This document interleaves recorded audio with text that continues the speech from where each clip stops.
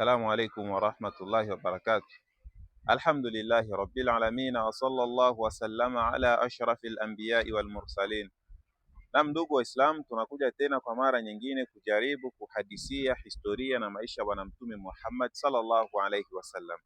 Na mada yetu ya leo inasema hivi: kulingania dini ya Uislamu kwa dhahiri. Bwana Mtume Muhammad sallallahu alaihi wasallam kutangaza dini ya Uislamu wazi wazi, yani kulingania dini ya Uislamu kwa jamii nzima.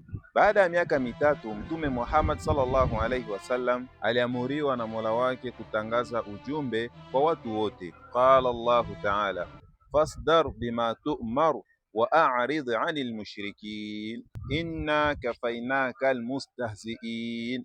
Suratul Hajj aya 95. Basi yatangaze ulioamrishwa, wala usifate upinzani wao, na ujitenge mbali na hao washirikina. Hakika sisi tunatosha kukukinga na wanaokejeli. Mwenyezi Mungu Subhanahu wa Ta'ala mwishoni mwa Suratul Shu'ara aya za mwisho akasema, wa anzir ashiratakal aqrabin, na waonye jamaa zako walio karibu nawe. Wakhfid janahaka liman ittabi'aka minal mu'minin, na uinamishe bawa lako kwa yule anayekufuata katika waumini.